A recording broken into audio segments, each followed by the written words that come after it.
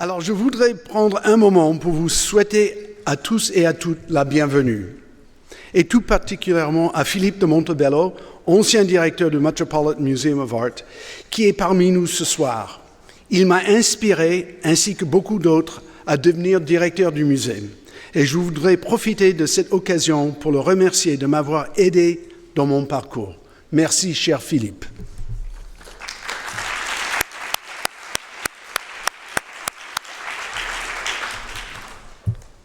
Ce soir, je voudrais aborder le musée comme un imaginaire pour les artistes. Je serai rejoint dans un instant par le célèbre artiste Thomas Struth et Sébastien Allard, le très réputé directeur du département des peintures ici au Louvre, et le commissaire de l'exceptionnelle exposition Jacques-Louis David, à la fois brillant et perspicace, comme Sébastien lui-même. Les photographies grand format de Struth sur les musées documentent son exploration continue de la manière dont les musées sont perçus, utilisés et compris. Il a commencé à photographier les musées en 1989, ici même au Louvre, dans les galeries désormais dirigées aujourd'hui par Sébastien et sa merveilleuse équipe de conservateurs. La plupart d'entre nous allons au musée pour voir des œuvres d'art réalisées par d'autres. Mais pour les artistes, l'expérience est profondément différente. Ils y vont pour voir leur travail et celui de leurs collègues, passés et présents. Alors que certains artistes ont évité de créer des œuvres pouvant être collectionnées ou présentées dans un musée, et que d'autres ont qualifié les musées de lieux où l'art va mourir, pour beaucoup d'artistes, les musées sont le lieu où leur art est préservé, exposé et interprété. En 1964, Michel Foucault affirmait qu'après Manet, les peintures acquièrent une réalité particulière et une interdépendance dans les musées qui rendent incertaine notre position de visiteur. Il faisait spécifiquement référence au tableau de Manet, Le déjeuner sur l'herbe et Olympia, datant de 1863, qu'il considérait comme les premières peintures du musée, de l'art européen, car elle était moins une réponse aux réalisations d'artistes du passé qu'une reconnaissance de la nouvelle et substantielle relation de la peinture à elle-même, comme manifestation de l'existence des musées d'art. Il écrit « Pour la première fois dans l'art européen, des toiles ont été peintes, non pas exactement pour répliquer à Giorgione, à Raphaël et à Velázquez, mais pour témoigner à l'abri de ce rapport singulier et visible au-dessus de la déchiffrable référence, d'un rapport nouveau de la peinture à elle-même, pour manifester l'existence des musées et le mode d'être et de parenté qui acquièrent les tableaux. Laissons de côté la question de savoir si Manet a été le premier artiste à penser ainsi. Pour Foucault, les musées rendent visible l'idée du sujet comme visiteur, une construction imposée de l'extérieur, plutôt qu'un agent interne se constituant lui-même. Dans ce contexte, les salles du musée deviennent un espace extérieur à l'imagination. Pour les artistes, cependant, les musées sont des lieux d'imagination intérieure. Pour paraphraser Foucault, on pourrait dire que pour les artistes, leur imaginaire se développe dans les interstices de la répétition et du commentaire, au sein même du musée. Les artistes ont une liberté d'imaginer et d'explorer le musée, de remettre en question ses structures et ses méthodes, qui est différente de celle des conservateurs ou du public. Dans sa fondation en 1793, le Louvre est devenu un sujet de prédilection pour les artistes. Et personne n'a été plus prolifique dans son interrogation du musée que Hubert Robert, dont j'ai souvent parlé dans ses conférences. Célèbre dans son vivant pour ses peintures de ruines, il a bénéficié de nombreuses commandes royales sous Louis XVI. En 1778, il est nommé membre du comité chargé de planifier la Grande Galerie du Louvre et 6 ans plus tard, il devient garde des tableaux du roi. En 1793, Il est arrêté et incarcéré pendant près d'1 an. Peu après sa libération, il devient membre de la commission chargée de superviser le premier musée public de France au Palais du Louvre. C'est à cette époque qu'il s'intéresse au Louvre comme sujet de son art. La Grande Galerie du Louvre de 1795 montre cet espace majestueux, tel qu'il devait probablement l'être à l'époque. Les tableaux y sont accrochés en 3 rangées superposées, les plus grands dépassant la hauteur des murs. La salle monumentale n'est rythmée que par des paires de colonnes et, sur la gauche, par quelques fenêtres. Plusieurs couples se promènent dans la galerie, des hommes en uniforme militaire, déambulent, et des artistes copient des œuvres d'art, parmi lesquelles une femme juchée sur un échafaudage au premier plan. La galerie semble immense, l'étendue de son plafond en berceau créant un effet du tunnel que seules quelques fenêtres et colonnes viennent rompre. Dans le projet d'aménagement de la galerie du Louvre de 1796, Robert imagine désormais l'espace percé de verrières, anticipant les rénovations qui seront entreprises une décennie plus tard. Les tableaux exposés restent disposés en 3 rangées, mais leur accrochage s'intègre désormais plus harmonieusement à l'espace, tandis que les sculptures y sont reparties de façon plus réfléchie. Robert nous place à l'entrée de ce qui deviendra une longue enfilade après les rénovations et se place discrètement sur le côté droit en train de copier la Sainte Famille de Raphaël. Il imagine le musée comme un moteur de progrès, menant des peintures italiennes de la Renaissance aux peintures françaises de l'époque et affirmant la prétention de la France post-révolutionnaire à être la nouvelle Rome. Robert s'inscrit dans une longue ligne d'artistes qui ont pris les galeries de tableaux pour sujet.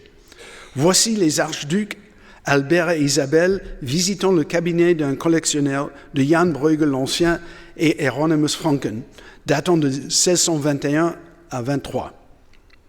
Et voici l'archiduc Léopold Guillaume dans sa galerie de peinture de David Teniers, datant de 1651. On trouve un modèle encore plus immédiat dans la paire de tableaux de Giovanni Paolo Panini, la galerie de tableaux avec vue de Rome antique et de la Rome moderne, commandée par le duc de Choiseul en 1757 pour commémorer son ambassade à Rome, dont une version figurait dans la collection personnelle de Robert.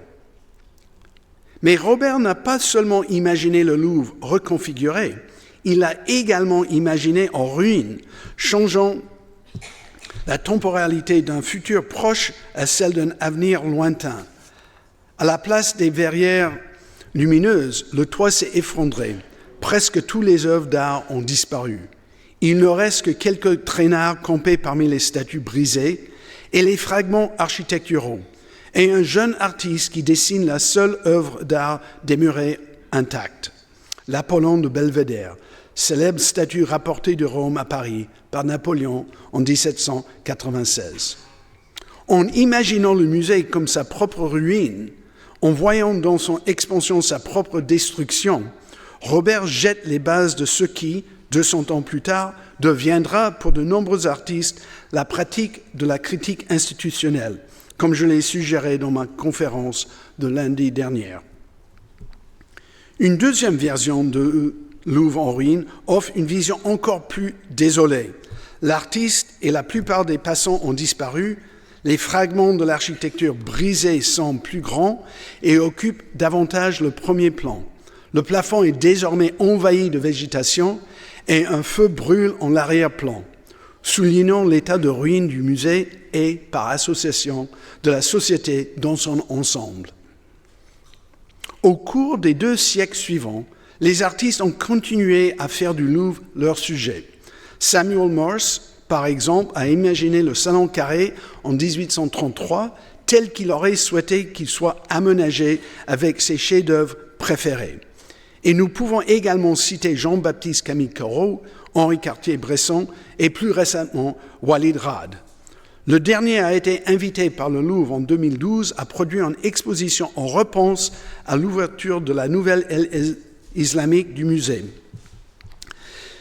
C'est également lui qui m'a aidé à préparer les images qui illustrent cette conférence et tous les autres de cette série. Rad utilise les stratégies conceptuelles d'artistes tels que Marcel Duchamp et Hans Haacke pour questionner la manière dont l'histoire est construite et comprise. Sa commande pour le Louvre, préface à la première édition, fait partie d'une série en cours qu'il a commencée en 2007, intitulée « Scratching on Things I Could Disavow », gratter des choses que je pourrais renier.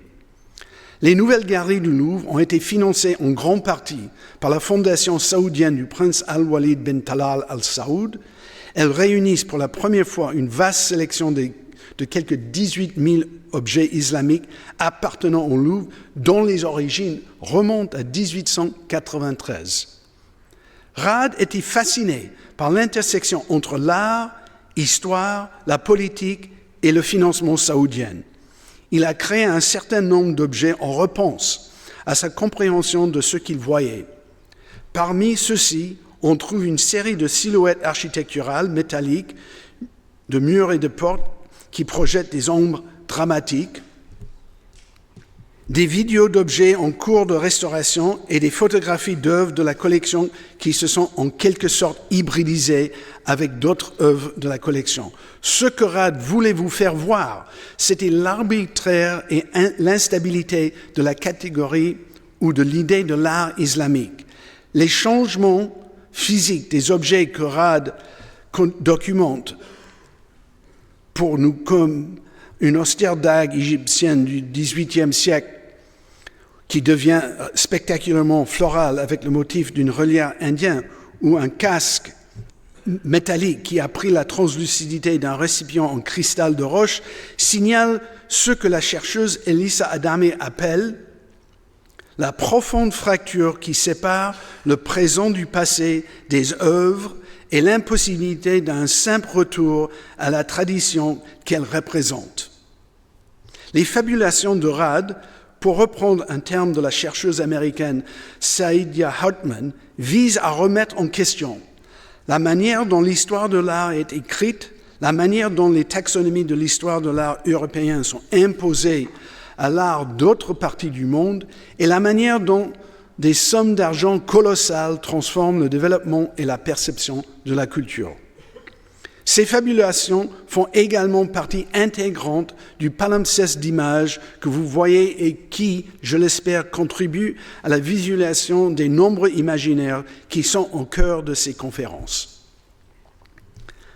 À bien des égards, les photographies du Louvre réalisées par Thomas Struth se situent dans l'espace entre Robert et Rad. Ces photographies possèdent la rigueur intellectuelle et la structure du travail conceptuel pratiqué par Rad, combinées à l'acuité avec laquelle Robert observe les personnes et les espaces. Comme Robert, il s'intéresse à la manière dont le bâtiment, son contenu et ses habitants interagissent. Dans chacune de ces images du Louvre, il explore la relation entre les tableaux accrochés au mur et les visiteurs qui les regardent. Pour lui, le musée est un laboratoire où les objets, l'architecture et les gens se rencontrent souvent dans des relations inattendues, voire maladroites.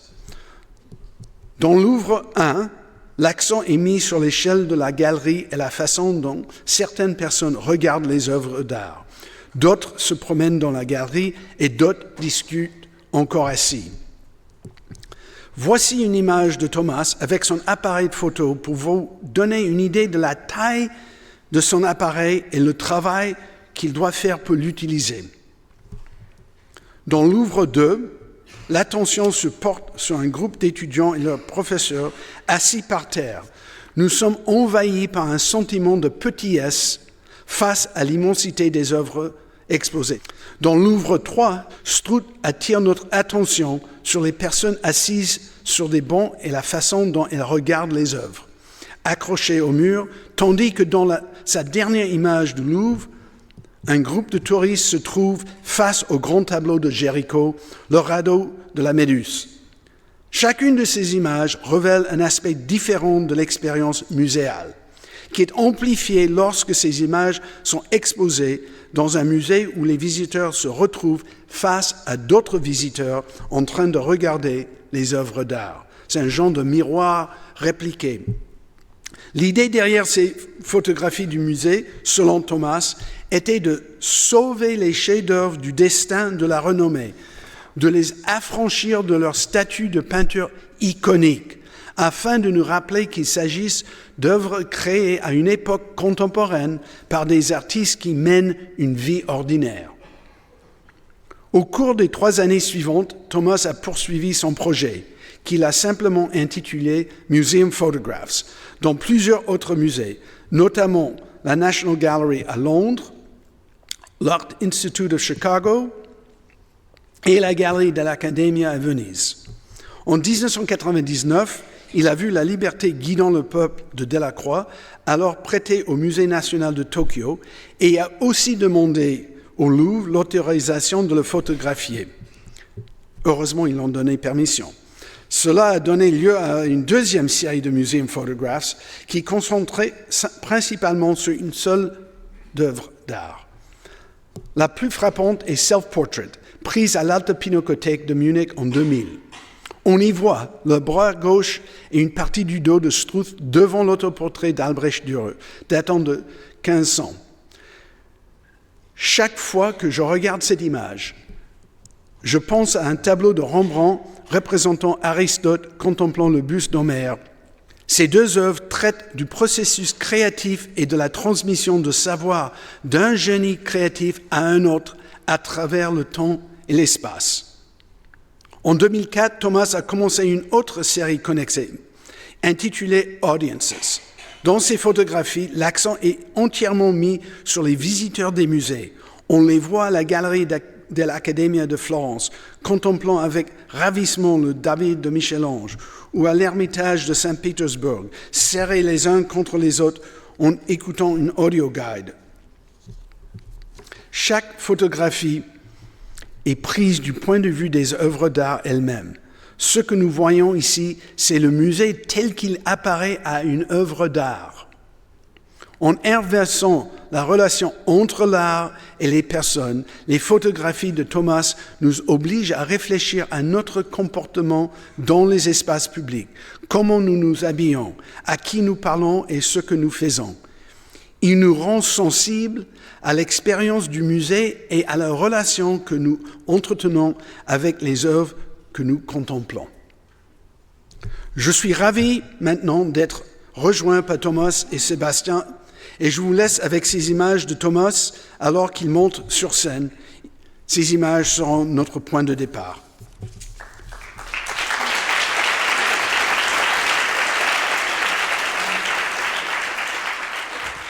Bon, et un grand merci à Thomas et Sébastien pour me rejoindre pour cette conversation. Et j'espère que ça serait vraiment une conversation. Je vais commencer avec quelques questions, mais interrompre si vous voulez, aller dans une direction différente si vous voulez. Sébastien et moi vont parler en français et Thomas va répondre en anglais. Mais il va aussi, je le sens parler en français. Alors Thomas, une première question est une question très simple. Pourquoi le Louvre et pourquoi ces photographies? Well, the Louvre, how can I say, it's a little bit of a longer story. The Louvre came up as just the museum par excellence. Le Louvre, c'est le musée par excellence. Le musée le plus connu, I'm switching to French. So it's the most famous Le musée le plus connu. museum, and the pre-story of this was, I started as a painter. J'ai commencé comme peintre avant de devenir photographe. 21 years old, and before I J'avais started to 21 make ans. these museum photographs, I made Et avant de faire ces photos, je faisais des portraits. One in Edinburgh and one in Naples, where there were À Édimbourg paintings in the background. et à Naples, And when I il saw y avait this, des so this is tableaux very peculiar à l'arrière-plan. thing because Et c'était assez particulier. I made these paintings younger by putting them in a photographic medium. Et j'ai redonné un peu de jeunesse à ces tableaux en les mettant en photographie. C'était une expérience assez étrange. C'était en 1989. I had the feeling that museums became very full of visitors. And I grew up nearby Cologne. When I was a teenager, I went Moi, j'étais adolescent à Cologne. Et lorsque j'allais dans les musées, j'étais le plus souvent seul. Et donc, j'avais une expérience assez intime avec les œuvres d'art. Either people stop to go to church, but instead they go to a museum. And Et j'ai constaté qu'il y a eu un tournant, parce que les gens étaient de plus en plus nombreux à aller au musée. Et moi, je voulais savoir pourquoi ils y allaient, qu'est-ce qu'ils recherchent. Et il m'est venu l'idée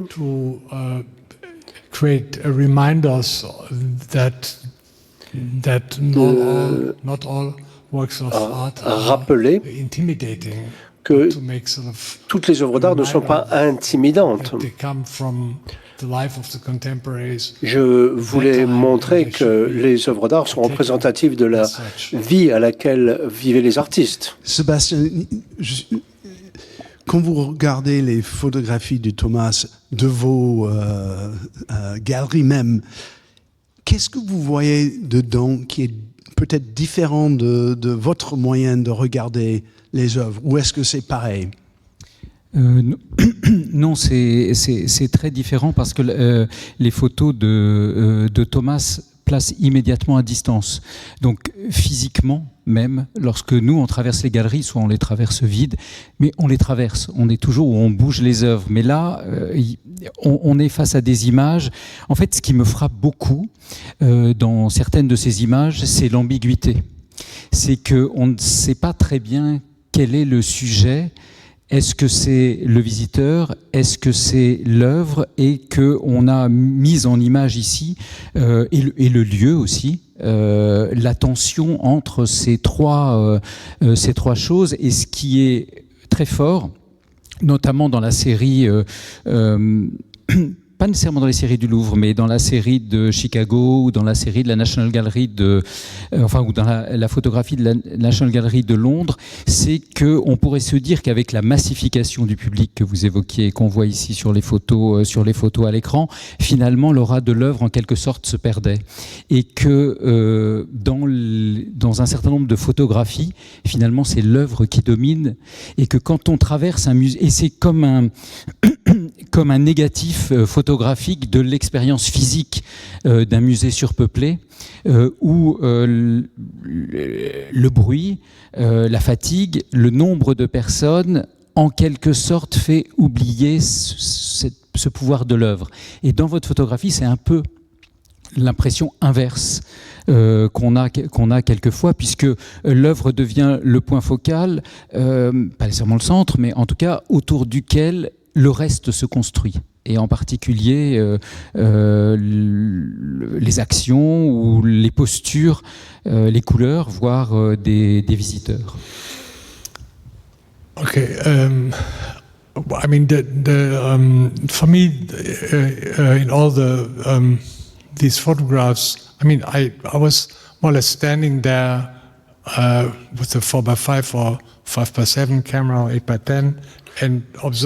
Ces photos, je les ai prises en observant les gens et ce qu'ils faisaient.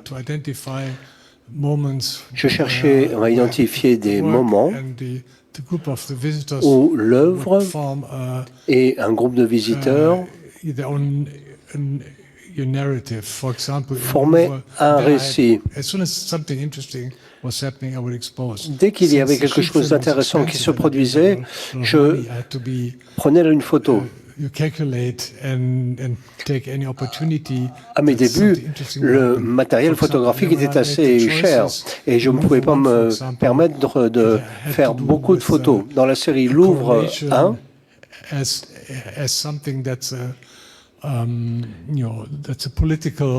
j'ai dû donner une signification politique.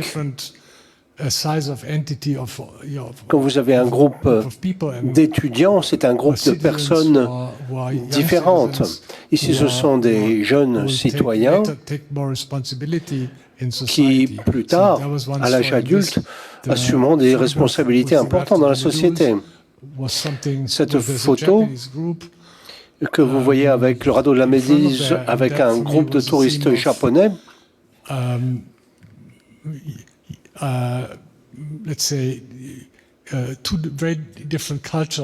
et là, c'est une sorte de choc des cultures.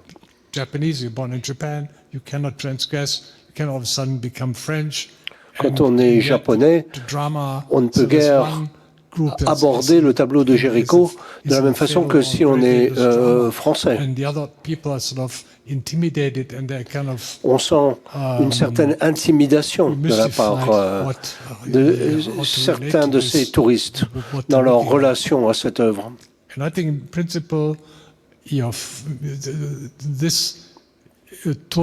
This event here gave me the opportunity to visit many museums again, and in principle, j'ai eu la possibilité de visiter de nombreux musées et d'étudier le rapport entre l'œuvre d'art et le visiteur. L'œuvre d'art crée une situation, l'œuvre d'art peut émettre une certaine énergie. Ce que Benjamin appelait le aura. Non? L'œuvre d'art a une aura, comme vous l'avez dit, Glenn.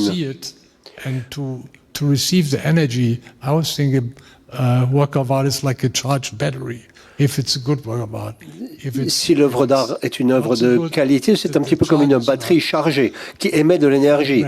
Si ce n'est pas une œuvre de qualité, elle n'émet pas d'énergie. Elle n'est pas communicative de ce point de vue-là.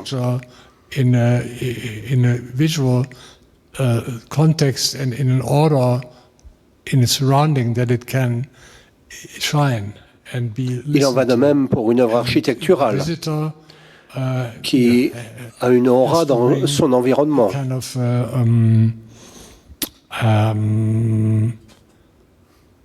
your courage and the kind of willingness to listen. Et le spectateur, lui, doit être à l'écoute. Pour moi, la fonction du musée est de fournir aux visiteurs une expérience non pas d'intimidation, mais d'exaltation. Surtout pas de fatigue, surtout pas de frustration. Je crois que la fonction du musée, c'est justement de communiquer une énergie positive pour le visiteur. Oui, non, vous avez utilisé la métaphore de la pile, de la batterie qui se recharge. Et en fait, ça, c'est un mot que j'emploie quelquefois en disant il y a des tableaux qui se rechargent constamment et il faut que les tableaux se rechargent. Alors, ils donnent de l'énergie, effectivement, aux visiteurs, mais ils se rechargent aussi de l'énergie des visiteurs. Et c'est-à-dire qu'en fait, on est dans un musée d'art ancien. Donc avec des œuvres qui ont été créées 200, 300, 400, 1000 ans avant nous et qui ont encore une actualité parce que justement elles sont lues et elles sont enrichies de la strate contemporaine.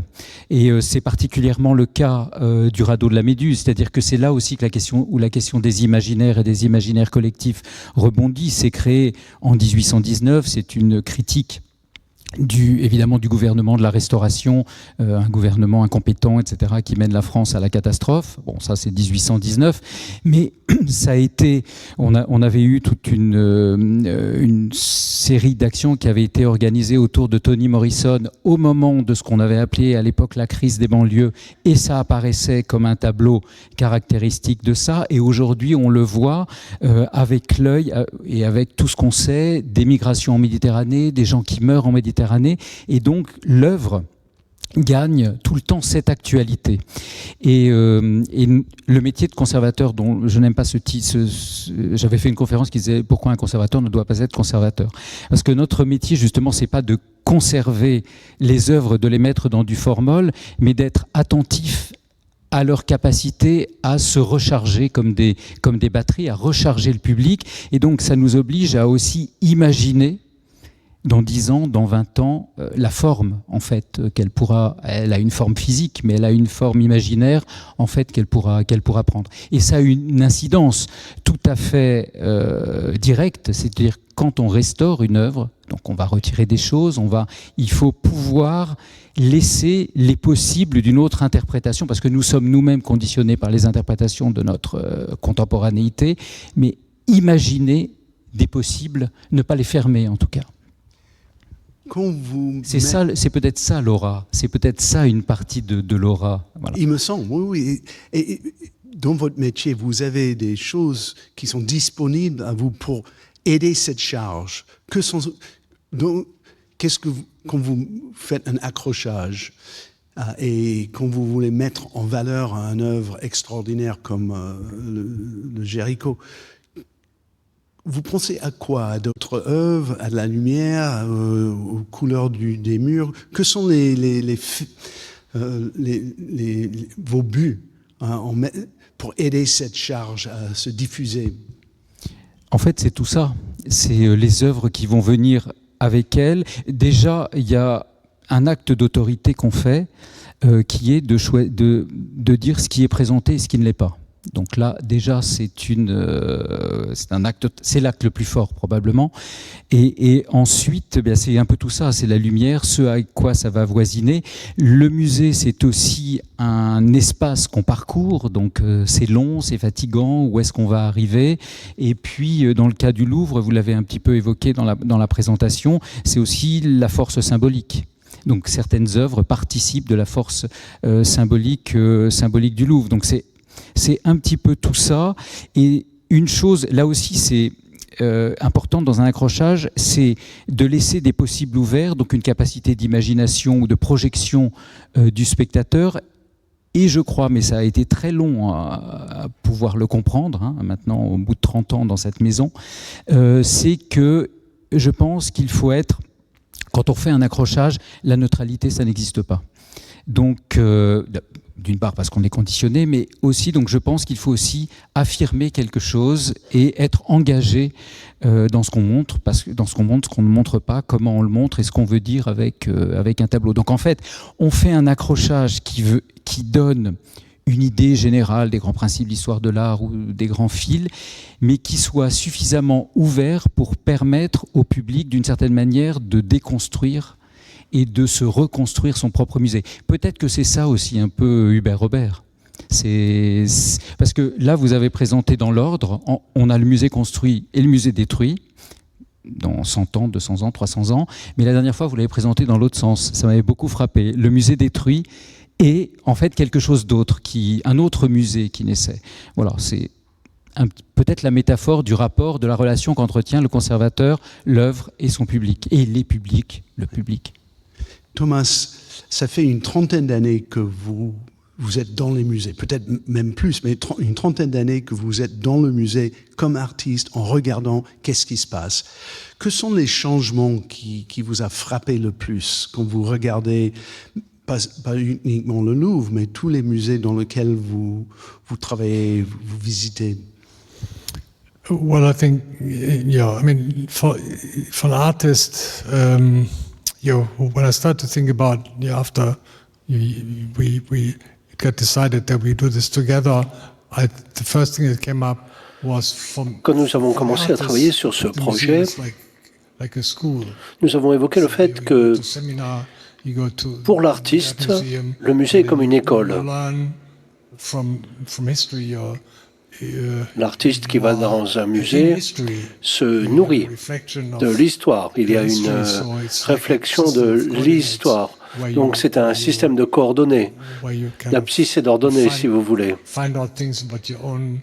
On peut découvrir des choses dans un musée selon l'époque à laquelle on vit, mais aussi selon les différentes époques que l'on observe.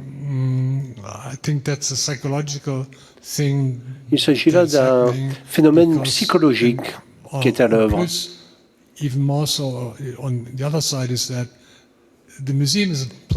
Parce que, par ailleurs, le musée, c'est un lieu où l'on côtoie des inconnus.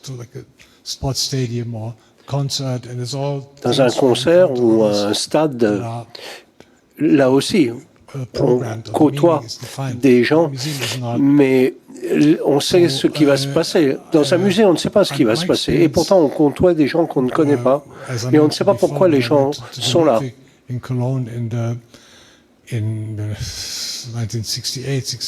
En 68, 69, 70, à Cologne, le musée était complètement vide.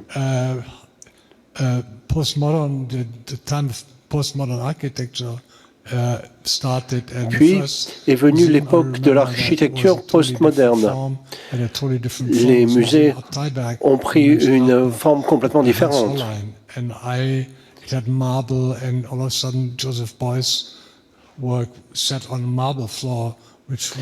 y avait un sol de marbre et c'est le postmodernisme qui était à l'œuvre.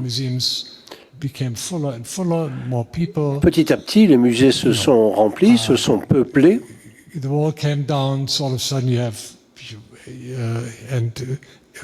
China was all of a sudden, open up. So now you have Puis a lot more people. Est venue la période où les gens ont pu affluer dans les musées. Dramatic because first of all, I enjoy that apparently people are interested. Moi, ça me plaît que les gens viennent nombreux dans les musées. Néanmoins, les visiteurs constituent une distraction visuelle.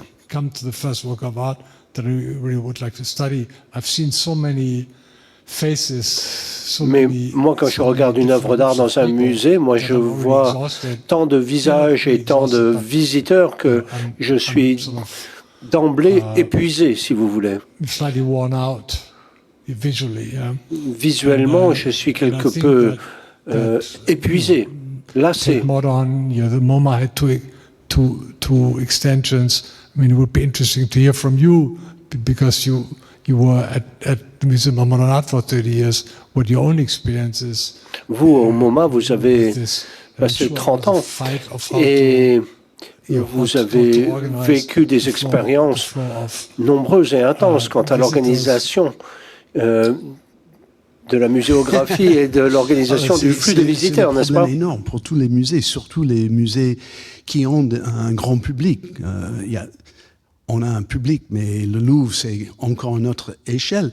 Mais pour moi, ce que j'ai constaté pendant mes 30 ans au MoMA, c'était d'apprendre par les artistes. J'avais des idées d'un directeur, évidemment des idées d'un conservateur, parce que j'étais un conservateur au début. Et on pense dans une certaine façon. Par contre, les artistes voient différemment, qu'on essaie d'évoquer ce soir. Et j'ai essayé d'entendre leurs besoins, leurs valeurs, et de trouver un chemin entre le grand besoin d'un public, la puissance de l'histoire, de remettre en valeur une histoire, et d'être le lieu des artistes. Surtout pour un musée d'art moderne, on doit être leur lieu.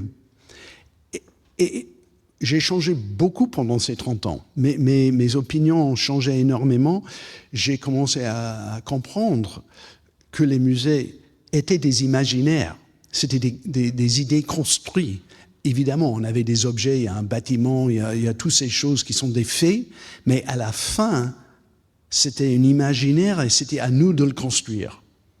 Et on a essayé depuis, surtout le dernier aménagement, d'être très sensible à comment ces imaginaires, c'est pas un seul imaginaire, c'est des imaginaires créés par tout le monde, par les artistes, par le public, par des conservateurs, par des critiques, d'engager ces imaginaires pour créer un espace ouvert qui donne permission aux œuvres et au public de s'engager. C'est un peu de trouver la possibilité de cette énergie qui est diffusée par les œuvres extraordinaires, mais c'est une énergie qui rebondit au public aussi. Si ils l'attrapent, ça change leur idée du musée, il me semble. Je suis convaincu même que ça change leur idée. Et donc, quand nous regardons des images comme celui-là, ce tableau extraordinaire transmettre son énergie au public, il me semble. Et eux, par contre, transmettre leur énergie au tableau. C'est un genre d'aller-retour, il me semble. Je ne sais pas. Sébastien, qu'est-ce que vous pensez ? Oui, je suis d'accord. Et sur cette question des imaginaires dans un musée comme le Louvre, qui est un palais qui est très compliqué, qui, en fait, l'installation de Walid Rahad est tout à fait juste pour ça, parce que ce sont des portes, ce sont des seuils. On ne sait pas par où on commence, on ne sait pas où on sort. D'ailleurs, une des grandes angoisses des visiteurs, c'est de se perdre, alors que c'est peut-être là où il y a la chance, et on passe brutalement des antiquités orientales à une peinture du 19e siècle, et donc il y a ces hybridations, ces moments de seuil qui sont des moments potentiellement de surprise. Voilà. Alors, le problème, c'est que la difficulté, c'est que la masse, le bruit, la visite très rapide, alors que c'est pas possible au Louvre, parce que rien que pour monter dans les salles, il faut une demi-heure ou presque. Donc, ce sont toutes ces tensions qui, au bout d'un moment, peuvent, dans certains cas, j'imagine, de visiteurs, être créatrices, parce que c'est la complexité qui rend ces choses créatrices. Le simple même de comment on entre au Louvre. Par où vous entrez ? Vous avez déjà 3 entrées, des antiquités orientales, la peinture du 19e, la sculpture, etc. Donc il y a obligatoirement quelque chose qui se crée, qui est de l'ordre, je dirais de l'accident peut-être par moment, une surprise, et qui crée de la vie et qui devrait ou qui stimule pour certains de nos visiteurs, certains l'expriment d'ailleurs, et pour nous-mêmes d'ailleurs aussi qui y travaillons depuis très longtemps, l'imaginaire. D'où le rôle des artistes et de l'invitation des artistes contemporains, d'une part parce que notre regard est conditionné par celui des artistes d'aujourd'hui, d'une part, et d'autre part parce qu'ils créent quelquefois, quand c'est réussi, quand ils sont immergés dans la maison, ces moments de flottement, de surprise, de décalage qui permettent un accès aux œuvres, d'une part, et d'autre part à la force symbolique du musée aussi. Many years ago, il y a de nombreuses années, j'avais décidé de venir au Louvre 2 jours de suite. Et le second jour, j'étais beaucoup plus détendu. Et moi, il m'est venu l'idée... Vous voyez comment les artistes deviennent directeurs du musée. Il faut que le Louvre propose des passes de plusieurs jours. I noticed, even though the photographs, I took many photographs while I was walking around in the last few weeks. Au cours des dernières semaines, j'ai pris beaucoup de photos et j'ai eu un sentiment de chaos. Ces photos que vous voyez à l'écran, celle-ci, montrent des visiteurs environ à 9 mètres de la Joconde. Et ils n'arrivent pas à croire que c'est l'original. Ils pensent que c'est une copie. Et par ailleurs, j'ai remarqué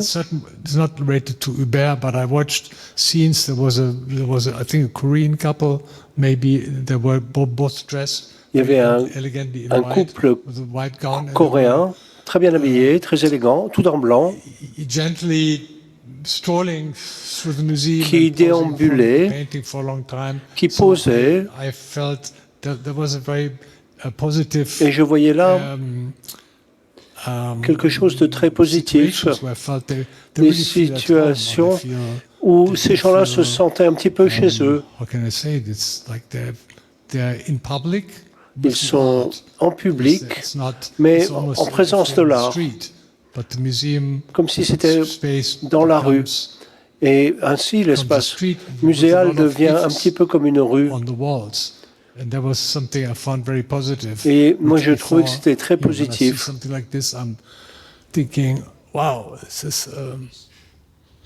Si vous ne croyez pas que le Louvre a un problème avec le Mona Lisa, je crois que l'épreuve est là. Yeah, and also, I mean, there's also somebody recently. It's not. I'm just doing a quote from somebody. Et quelqu'un a dit d'ailleurs. I think there was maybe I forgot who was it. Je sais plus qui c'était, mais quelqu'un a dit. L'art n'est pas dangereux. Which maybe propaganda is, but in principle. Contrairement à la propagande, l'art, ce n'est pas dangereux.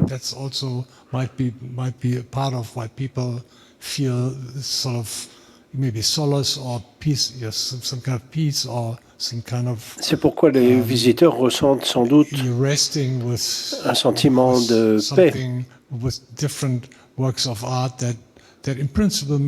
Ils sont en présence d'œuvres d'art. Et il y a de l'attention, de l'amour, de la passion, il y a du courage. Tout cela, ça a habité l'artiste pour produire cette œuvre d'art.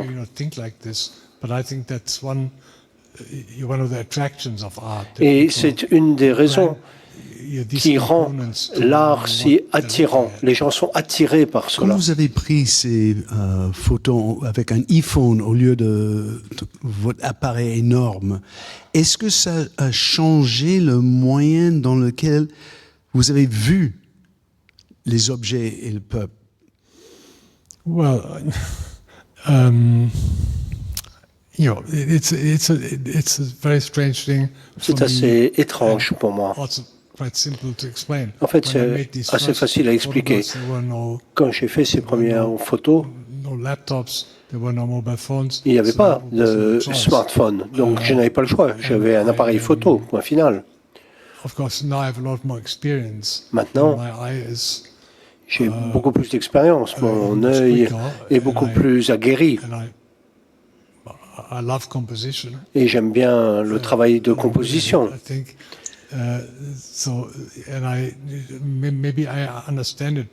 Peut-être que j'ai une meilleure compréhension de la composition. Donc j'arrive à prendre des photos beaucoup plus nombreuses grâce aux appareils modernes et aux téléphones. Cette photo-ci, je l'aime bien parce qu'il y a une jeune femme, une jeune fille au premier plan qui me regarde. Et vous voyez les gens qui prennent des photos de la Joconde, qui se prennent en photo devant la Joconde pour montrer à leurs proches qu'ils étaient là, qu'ils étaient bel et bien là. Open the floodgate so that people can go out in front because they would never be able to turn back. Parfois, les gens qui sont au premier rang se déplacent pour que les gens de derrière puissent s'approcher. Il y a tout un tas de dynamiques à l'œuvre face à la Joconde. Sometimes they feel sorry for the artworks. Parfois, on ressent de la peine pour les œuvres d'art. We have no time to breathe. On se dit que les œuvres d'art doivent avoir du mal à respirer. Sur ce sujet-là, les œuvres d'art, et qu'est-ce que les œuvres voient? J'étais toujours fasciné par ces photographies qui sont les derniers du série, où vous avez tourné l'image. Au lieu de regarder les œuvres, maintenant c'est le regard des œuvres sur qu'est-ce qui se déroule devant eux. Comment est-ce que vous êtes arrivé à ce point? Well, that maybe started with something that you mentioned before, that the work of art has Sébastien, vous avez dit que l'œuvre d'art a sa propre vie intrinsèque. Par conséquent, on peut se dire que l'œuvre d'art regarde le spectateur.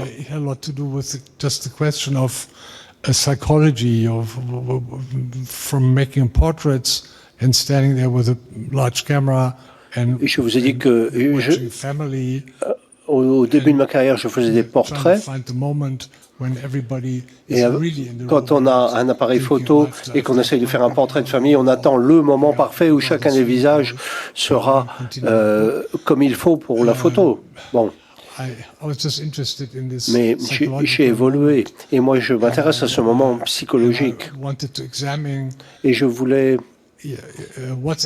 étudier ce qui est à l'œuvre, qu'est-ce qui se passe, que voit l'œuvre d'art, qui sait qu'elle est regardée. Donc il y a le David de Michel-Ange. Et j'ai fait une série de photos. Et au Met,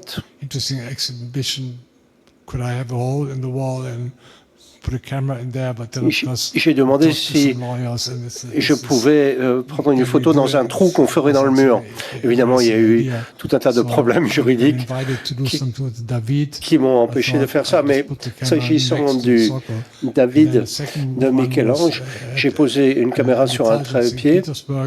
Et puis, à Saint-Pétersbourg, à l'Ermitage, il y a des gens qui regardent un tableau de Da Vinci, une Madone, la Madone avec Jésus. Et ce qui m'a étonné, c'est que la plupart des gens, je suis resté là pendant 4 jours, hein, et j'ai observé les visiteurs, et la plupart des visiteurs, face à cette petite peinture magnifique de Da Vinci,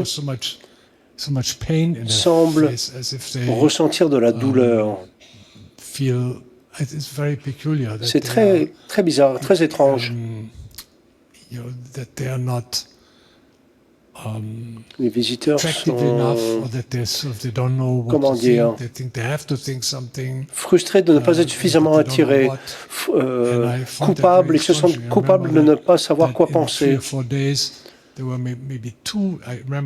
Et je me souviens d'une femme qui s'est approchée du tableau. Elle arborait un magnifique sourire et elle était emplie de joie. Et c'est la seule personne que j'ai vue ainsi, en 4 jours. Donc c'était un moment très particulier.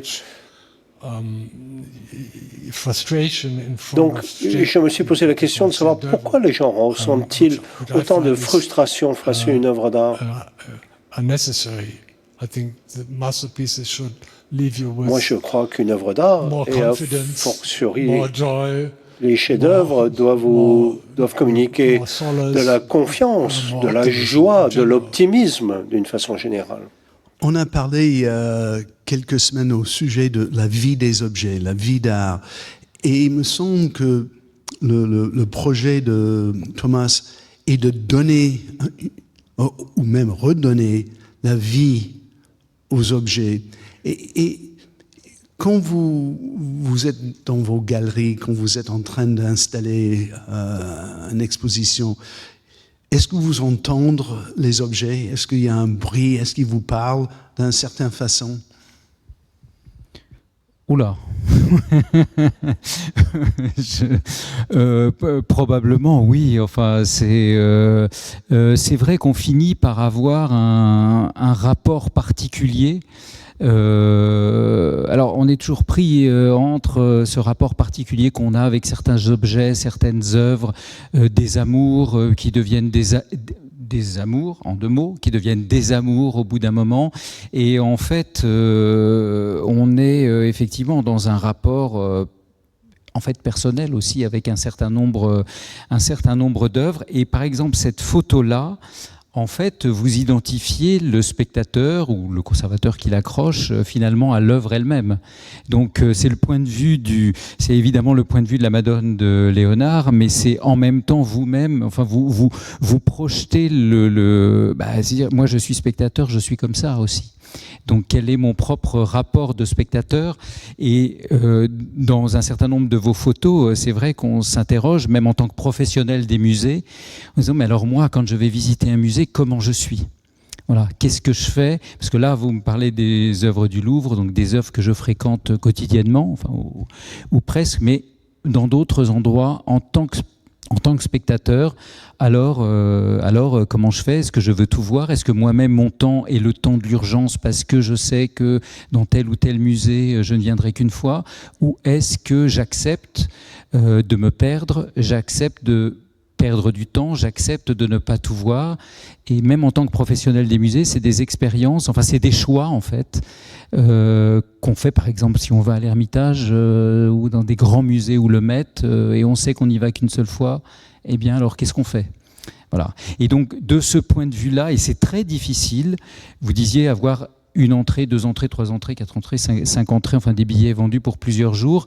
Et peut-être que c'est ce qu'il faut dans ces très grands lieux qui devraient être des espaces où on devrait pouvoir réussir à avoir une forme de liberté face à ce qu'on voit et face à ce qui vous est présenté. J'ai bien conscience que tout ça est abstrait et très difficile, mais ça devrait être ces espaces de liberté de dire je n'aime pas ou je n'accepte pas, ou de façon pacifique.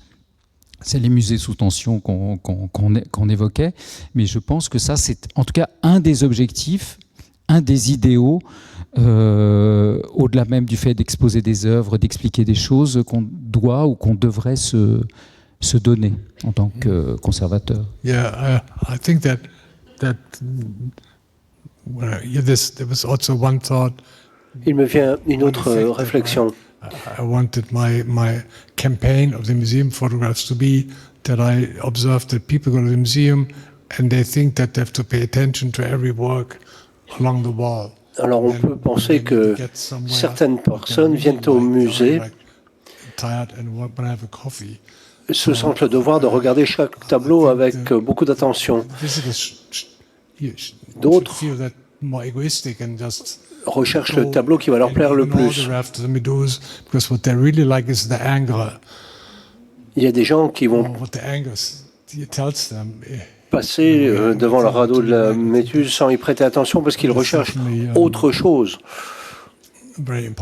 Et ça, c'est très important aussi de savoir cela. Il faut dire que, par exemple, chez nous, la grande galerie qu'on voyait est très difficile à visiter. C'est long. Et en plus, ça implique cette grande galerie que Hubert Robert a représentée. L'idée même architecturale de galerie dans les châteaux ou dans les palais romains, c'est un lieu de déambulation. C'est pas un lieu pour voir les œuvres les unes après les autres et dans leur intégralité. Donc c'est vrai qu'il y a ces difficultés-là, dans des bâtiments comme celui du Louvre. On reprend la forme symbolique de la galerie parce que ça renvoie au palais romain, à cette idée de la collection, et en fait on est dans une configuration institutionnelle qui est complètement différente, qui est celle d'accueillir un public. Dans les photos que vous avez montrées, la question par exemple de la relation dans les tableaux du XVIIe siècle, il y a des œuvres accumulées et les gens discourent. Il y a une relation qui s'établit entre les différentes personnes autour des œuvres d'art. Mais ça reste une population extrêmement choisie. La population de la galerie des palais romains ou des cabinets des châteaux français. Ici, on reprend la forme de la galerie comme élément de pouvoir aussi, mais pour accueillir une population très nombreuse, et on essaye de donner une idée de l'histoire de l'art, mais c'est très long. Voilà. Donc il faut essayer de trouver et l'accrochage y participe. Alors la façon aussi des cartels, etc. Mais l'accrochage y participe à rythmer, à attirer l'œil sur telle ou telle chose qui nous semble, à nous, conservateurs, ou les personnes qui font les accrochages, intéressantes ou importantes. So also I have to say that for me, when you, I mean, I come from quite a number of experiences of showing my work. Moi, j'ai vécu pas mal d'expériences où je montre mon travail. At one point, I think 15 years ago, il y a une quinzaine d'années, lors d'une exposition à Düsseldorf,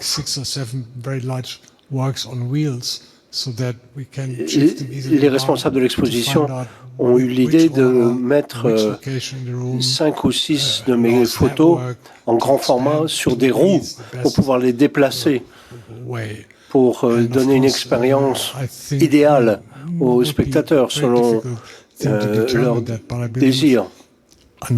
Let's say normal circumstances in spaces that are not as long as and maybe even there there's dans des one best place. Circonstances normales, dans un lieu qui ne serait pas aussi important qu'une galerie, peut-être qu'il y a une façon idéale de montrer les choses pour que l'histoire du tableau, de l'œuvre d'art, soit racontée de façon optimale. Ce soir, parce que quand même, une conversation comme celui-là peut durer des années et pas même des heures. Thomas, vous avez pris ce photo-là, mais aussi celui-là. Et il me semble que c'est très important de terminer avec un détail pareil. Qu'est-ce que vous avez vu? Comment cette image est devenue si importante pour vous? Well, I think that it's maybe visually to be like the doctor who listens to the pulse of something by going. Visuellement, il s'agit de poser un diagnostic comme le ferait un médecin. On réfléchit à la façon dont l'artiste a réalisé quelque chose en regardant son engagement, son inspiration. Donc là, nous sommes face à un objet inanimé. C'est une toile avec de la peinture à l'huile, mais pourtant, c'est la vie. C'est un détail d'un tableau du Titien, portrait d'un jeune homme. Moi, ça me remplit de joie. Quel cadeau formidable que ce détail de cette toile. So I had no intention to include this, but when I made some choices of these cell phone pictures. Lorsque j'ai fait la sélection des photos que j'ai prises avec le téléphone, j'ai choisi celle-ci parce qu'à force de voir tant de personnes, de visiteurs, on est distrait. Et un détail comme celui-ci, c'est une telle charge d'énergie qui vous arrive. Et c'est tellement optimiste. I'm in love with with painting the glass. Moi, je suis amoureux de cela. Ce gant, cette main, quelle merveille. Sébastien? Non, je crois que c'est vraiment un des plus beaux tableaux. Enfin, personnellement, je trouve que c'est un des plus beaux, sinon le plus beau tableau de la collection du Louvre. Et parce qu'il y a à la fois presque rien et tout. Cet homme en gris, en noir, avec des yeux bleus et ses gants absolument extraordinaires, qui dialogue avec la Joconde. Il est dans la même salle et on aimerait qu'il soit aussi célèbre et que le dialogue puisse s'instaurer. Dans l'accrochage, là justement, il a été mis exprès en dialogue. Elle est face à nous et il est à sa droite. Voilà, il y avait ce côté un peu hiératique de la Joconde qu'on rend hiératique avec cet autel, enfin cette grande vitrine qui lui a été élevée, et puis cet homme mélancolique qui est un petit peu ailleurs. Voilà. Et donc il faut le voir dans la salle des États. I think also this. I think what unconsciously might have inconsciemment motivated me that the hand. So art is made. It doesn't fall from the sky. Je me dis que l'art, c'est quelque chose qui est fait par des êtres humains. Ça ne tombe pas du ciel, ce n'est pas fait par les dieux, c'est fait par la main de l'homme. Et ça, c'est le but des musées, de rendre cette fait évident. Non, mais je suis très sérieux. On arrive dans les musées pour regarder les œuvres d'art. Mais ça, c'est pas le but du musée. Le but du musée, c'est de mettre en valeur le main de l'artiste, de rendre possible cet détail, de comprendre cet détail en temps réel.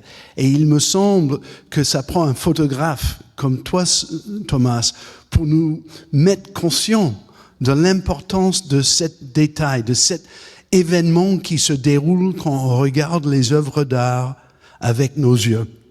Et on prend le temps d'entendre la voix des artistes. Alors que nous arrivons au terme de cette conversation et que nous terminons la série « Je veux un musée, j'ai besoin d'un musée, j'imagine un musée », je tiens tout d'abord à remercier Thomas et Sébastien pour leur participation aujourd'hui. Vraiment.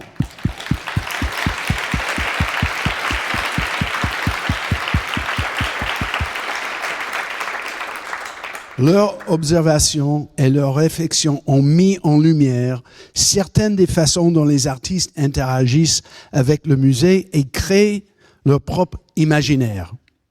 Je tiens également à remercier Laurence Descartes, Donatien Gros et la formidable équipe du Louvre qui m'ont aidé à réaliser ces conférences. Et bien sûr, je tiens à vous remercier tous et toutes de m'avoir accompagné dans cette aventure. Mais je tiens particulièrement à remercier Walid Rad, qui est parmi nous ce soir, pour ses incroyables présentations PowerPoint. Il a été mon partenaire tout au long de ce projet et je lui suis extrêmement reconnaissant d'avoir su traduire mes idées en images captivantes. Et je voudrais... Voilà, c'est ça ce que je voulais faire. Applaudir un grand maître. Merci infiniment, Walid.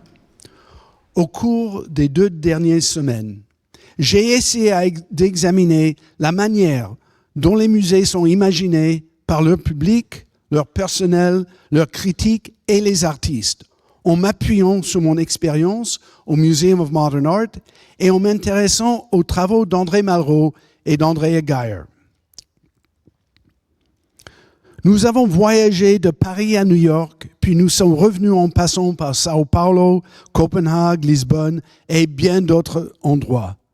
Nous avons examiné comment le musée imaginaire de Malraux a ouvert de nouvelles perspectives pour l'imaginaire muséal. Comment l'idée de modernité et ses imaginaires se sont forgés entre le musée des artistes vivants, le Louvre et le MoMA. Nous avons également étudié les musées et leurs imaginaires idéaux ainsi que leurs imaginaires contestés.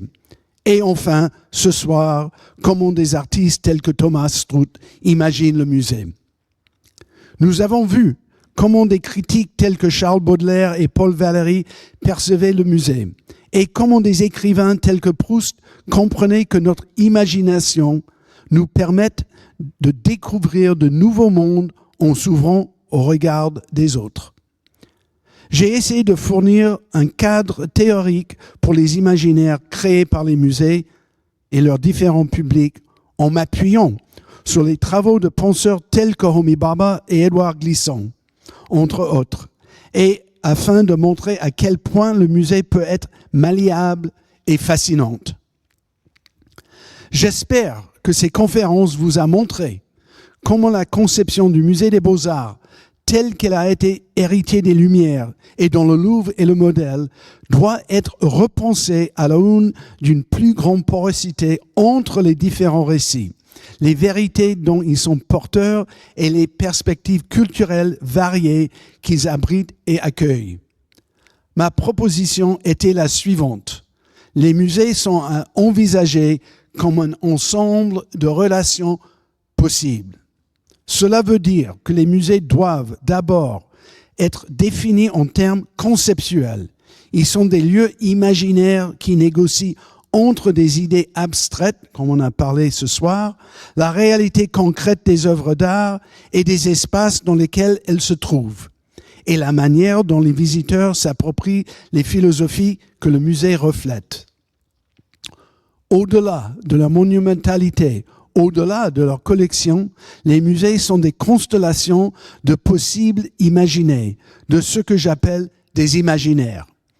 Enfin, j'ai proposé que même les musées ayant une longue histoire et de riches traditions, comme le Louvre, ou ceux ayant une histoire plus récente, comme le musée d'art moderne, le Museum of Modern Art, puissent être mieux compris comme des constellations de possibilités imaginées, ce que Glissant aurait pu appeler un archipel de relations. Car c'est dans les liens entre les espaces et les idées, les objets et leur public, entre ce qui est exposé et ce qui ne l'est pas, entre les échos et leur réverbération, que le sens se crée.